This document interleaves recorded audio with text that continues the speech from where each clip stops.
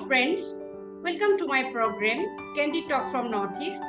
Today I have with me Dr Anil Kumar Boro, who is a poet, an essayist, a translator, an academician, and a leading folklorist of Assam. Dr. Boro writes in Bodo, Assamese, and English languages. He has 12 collections of published works that include poetry, fiction, critical essays, history of Bodo literature and translation. He edited 4 collections of books for Sahitya Academy and 1 for Tripura Research and Cultural Institute. As a poet, he has 2 collections of poetry in Bodo language, 1 in Assamese and 2 in English. His book, titled A History of Bodo Literature, has been published by Sahitya Academy. Dr. Anil Kumar Boro was awarded the prestigious Sahitya Academy in 2013 for Delphini Onthai Maudai Aro Gubun Gubun Konthai, Rongshar Literary Award by Bodo Sahitya Sabha or Bodo Thunlai Apat for his poetry collection Angni Gamiao Drijlang and Hemchandra Barua Sahitya Sadhana Bota by Khadin Protidin News Publication House. He is currently a professor in the Department of Folklore Research of Guwahati University. Welcome to Candid Talk from Northeast, Professor Boro. Welcome, sir. Yes. Thank you start with, yeah, thank you, sir. Thank you so much. To start with, you're a poet, an essayist, a translator, an academician, and a leading folklorist. You write in Bodo, Assamese, and English languages. How were you drawn to the wonderful world of literature? Yeah, it's difficult to say. Yeah, I started writing and I came to the world of writing and literature since I was in the colleges. Okay. If I go back to the college days when I was a young boy, young man, so I took lots of interest in Assamese poetry, Bangla poetry, and English poetry. As I was a student of literature, naturally, I took lots of interest in English poetry. But apart from English poetry, I took lots of interest in the poetry of the neighboring languages. Neighboring language means Assamese and Bangla. So this is how I came to the world of literature. I started writing poems at the tender age of maybe 16, 17, something like this. That was in Bodo languages? Yeah, but I started writing in in English, Smith, and Bodo also. I also wrote in Bodo language, poems and songs in Bodo language. And when I was in the university, when I was in the university days, I wrote for the Assamese dailies. I wrote for the Assamese dailies. I wrote literary criticisms and reviews on the books of literature. Mostly, these writings were confined to Assamese language. But gradually, when I came in touch with the Bodo Sahitya Sabha, when I came in touch with Bodo Sahitya Sabha and became engaged in the activities, the organizational activities of the Bodo Sahitya Sabha and other Bodo organizations, I started writing in Bodo language. Mostly I wrote poems and also I wrote literary reviews. I wrote criticism. So this is how my journey started. This is how my journey began. Oh, yeah, that's quite wonderful, sir. And I have a critical question for you. Like, during last 2 decades of 20th century, the movement to bring Bodo literature and language to the forefront was an integral part of political movement of the Bodos for a separate homeland to protect identity, culture, and heritage. After a prolonged struggle, Bodo language received its due recognition under the 8th schedule of the Indian Constitution in 2003. In 2005, eminent litterateur Mangal Singh Halwari won the Sahitya Academy Award in Bodo language for his collection of poetry Jiuni Mauthang Bisombi Aro Aroj.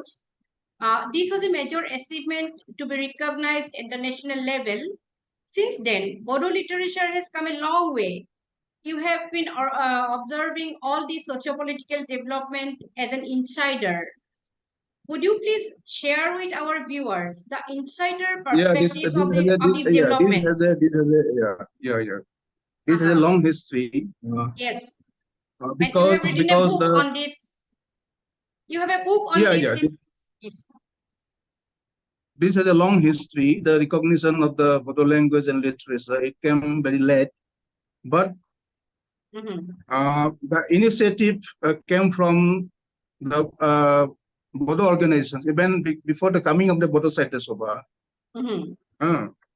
Bodo Students Literary Society, the Bodo students who were studying in Dhubri, they started this society, literary club.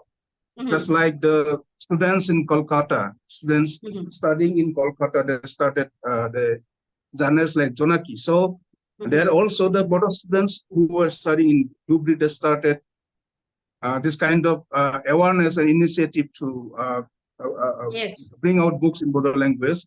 And the first literary magazine, literary journal in Bodo came in 1924.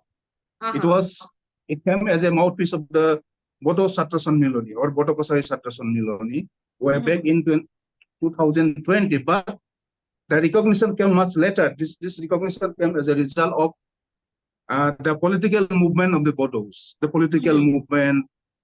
There was the Apsu movement. There was the underground movement of the Bodo Liberation Tigers, and the agreements came, the BTC agreement.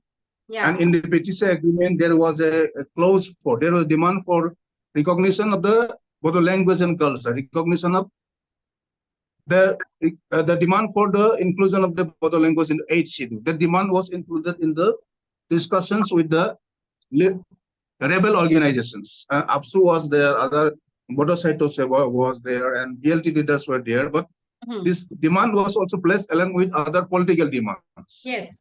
They were fighting for separate Bodo land, but this demand was also placed in the negotiation table. So ultimately, this demand was also recognized by the central government in the tripartite form in 2003. Yes. So this is how this recognition came. Yeah. The recognition means inclusion of the Bodo language in the 8th schedule. And after the inclusion of the Bodo language in the 8th schedule, this Bodo language became a recognized language like other Indian languages. And the government of India took initiatives for the development of the Bodo language and literature. And this is how we can look at this historical development towards the inclusion of the Bodo language in the 8th schedule. Okay, sir. How do you assess the role of, sir, how do you assess the role of Bodo Sahitya Sabha for development of Bodo literature? The Bodo Sahitya Sabha has played a very historic role, very important role. Yes.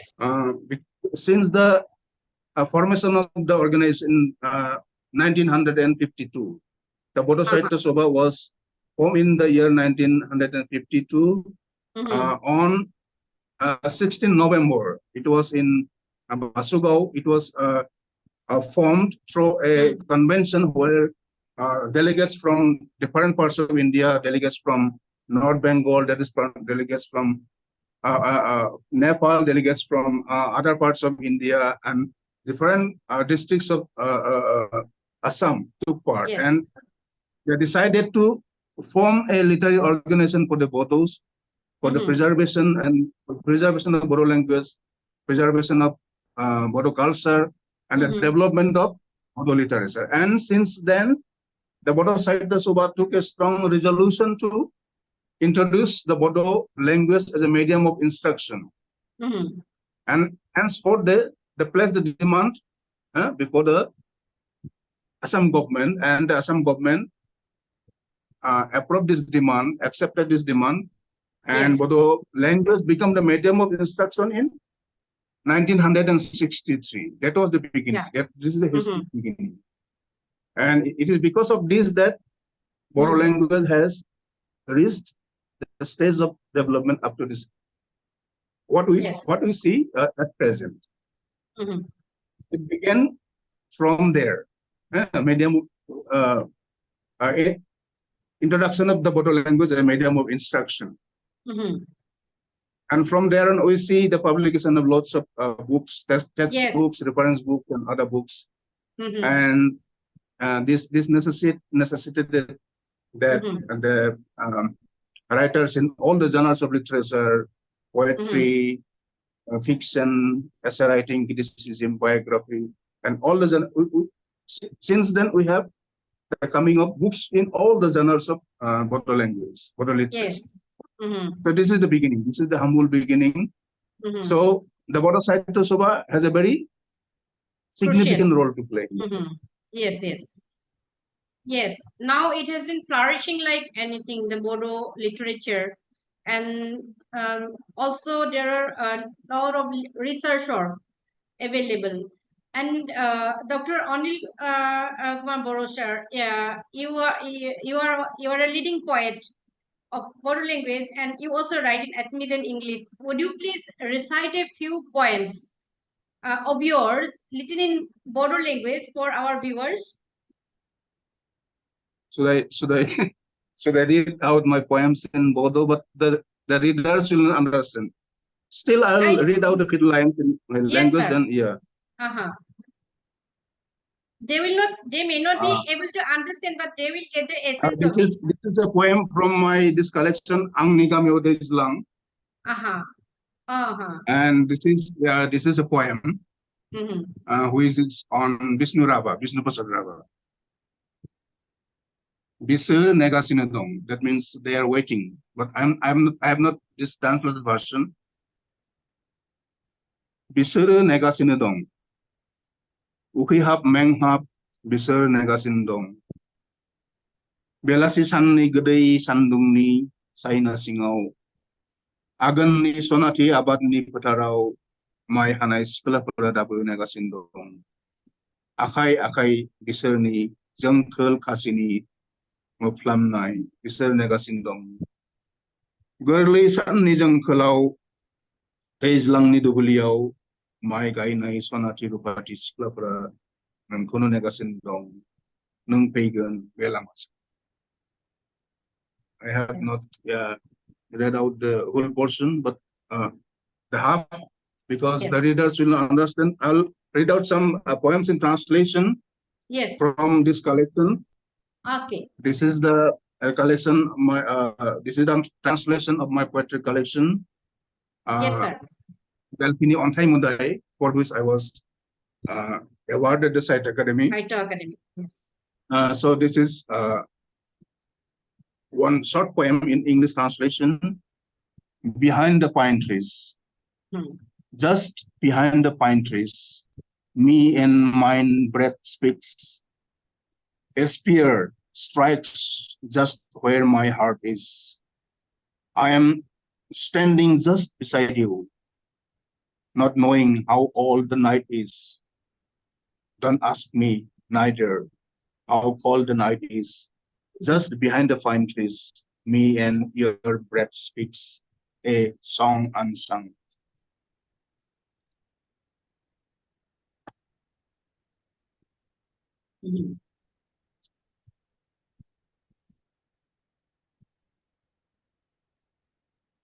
Another short poem, On the Bank of the Doyang River. This is a poem based on my travel experience, but also the life of the Bodos in Bodos, because you know the Bodos are spread in different parts of Assam. Yes. They're not only in Bodo area, Bodoland area, but in different locations. So this is on this Bodos were bordering Nagaland. On the bank of the Doyang River, on the bank of the Doyang River buried the mute humming of agony, a past history long forgotten, whose phases have grown unhealed. The day before yesterday, the elegy of mute despair arrived to the brim. I heard of the spinster from Joypur Telihal village. Long heaps of sigh, of forgetting, and silent anguish the virgin land left behind in Gwalfara, Dudnoy, and Boko, where they have reached now, whom they have embraced now as their kith and kin. The virgin fields on the bank of Doyang welcome you guests. The stone sculptures of Kasomori now tell the tales of your past glory. Is it okay, or should I read more? Beautiful poem. Yeah, you can say. Beautiful, very beautiful.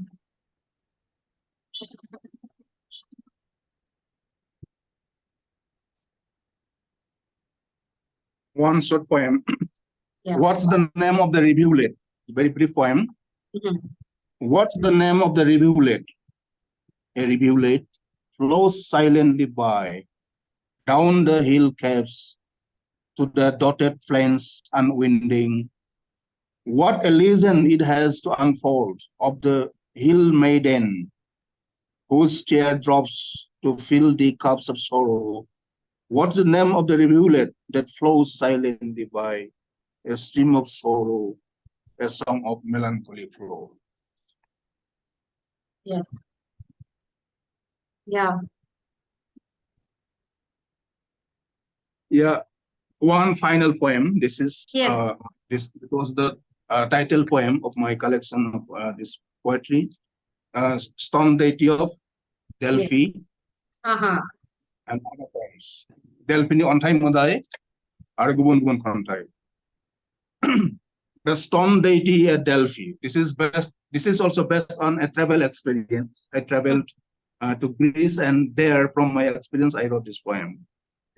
The stone deity at Delphi, atop the high mountain, atop the city of the ancient deities, the tourists frolic and jostle, where each piece of stone has a story to unfold.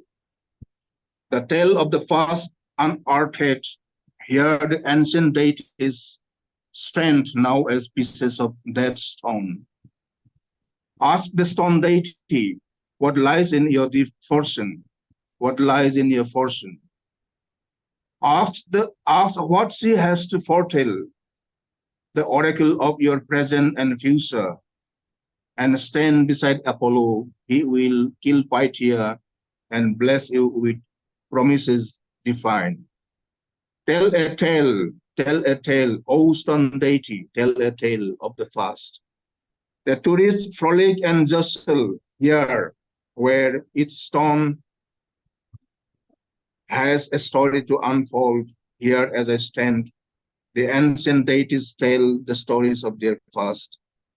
As the stone statues of Kasomori and Dimapur tell the stories of your past. Here the ancient deities stand now as pieces of that stone.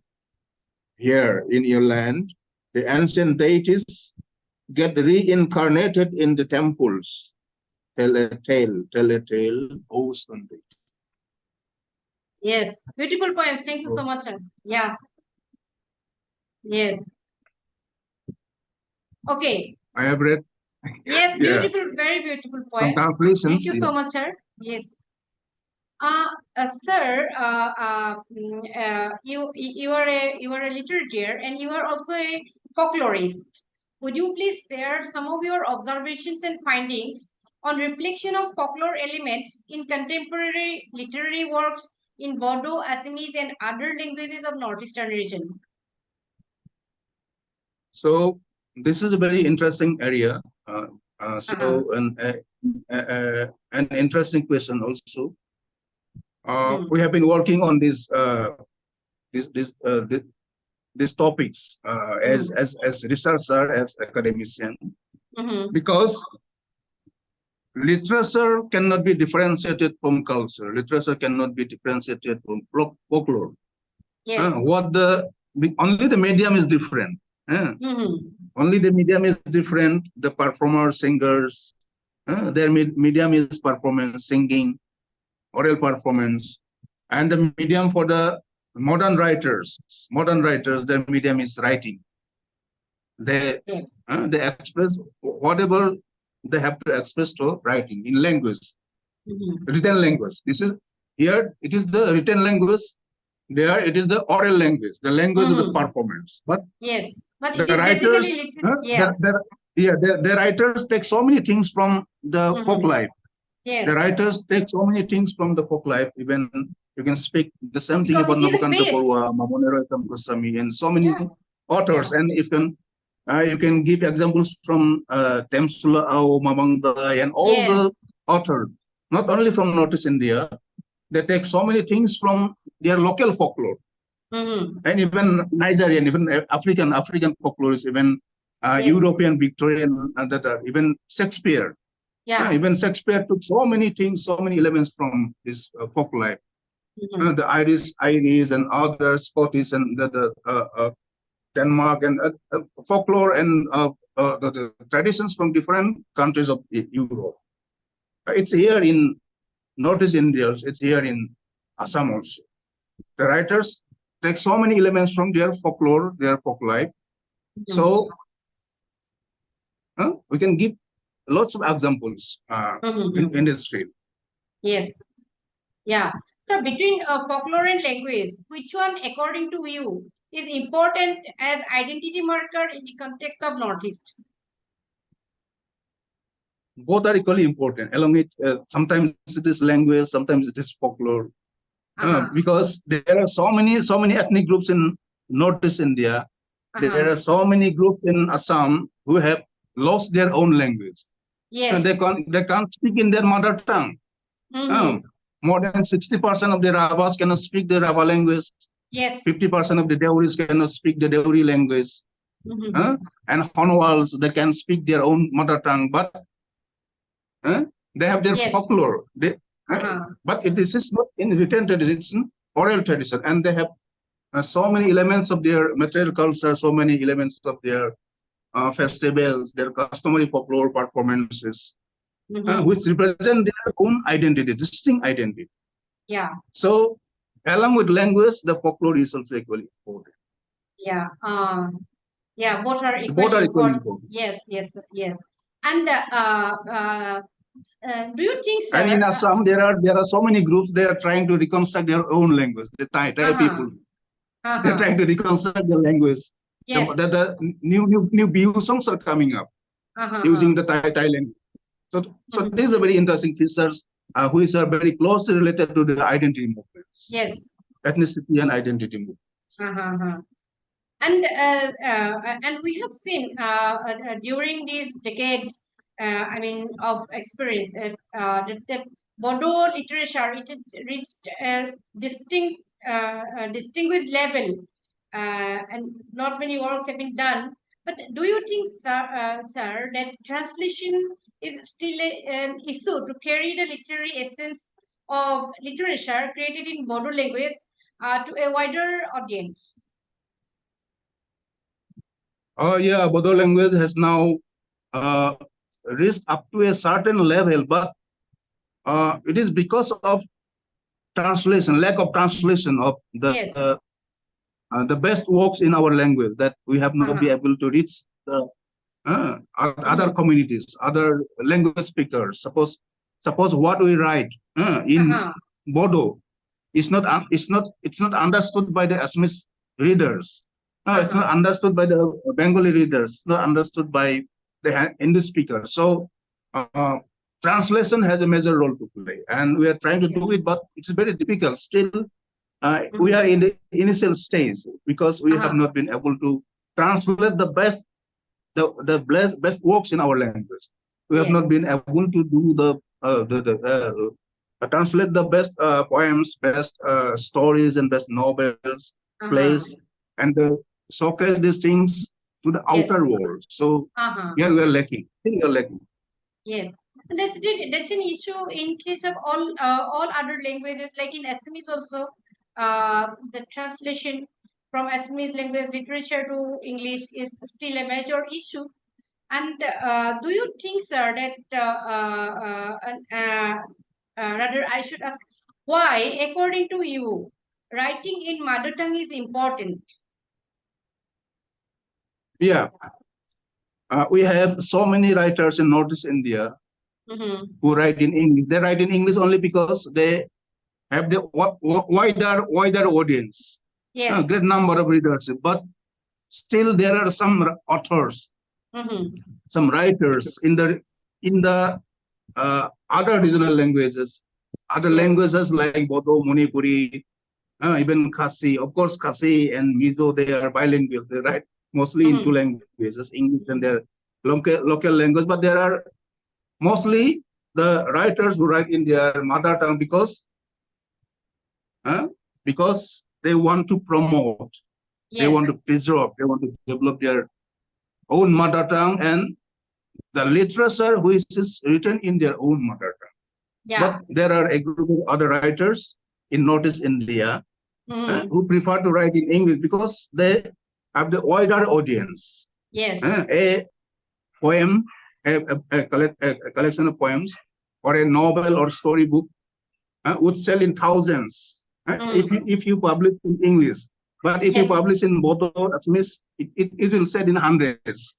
It will take 1 year to sell out 300 or 500 copies. Yeah. But this is different in case of books published in English language. English language. So here is this difference. That is a difference, but it is important. Still, we are promoting. We should promote literature in mother tongue. So we write in mother tongue. We write in our own language. Yes. So, sir, you are an example because you started writing in Assamese language, and then you went back to your own language. That's a responsibility. That's a very that's the responsibility you take our writer also. Right. And this is a very interesting story because as a young man, I used to write mostly in Assamese. Yes. But after I became associated with the Bodo Sahitya Sabha and these Bodo literary organizations, and the responsibility came upon me to develop the Bodo language. So I concentrated more on Bodo writing. I had to concentrate more on Bodo literature, Bodo writing, criticism, and everything. Yes, sir. Yeah.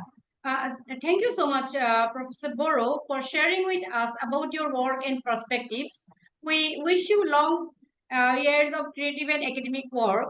Thank you so much, friends, for watching the conversation. I will come back with another guest in my coming episodes. Thank you so much, sir. Thank you, viewers. Thank you. Yeah, thank you so much.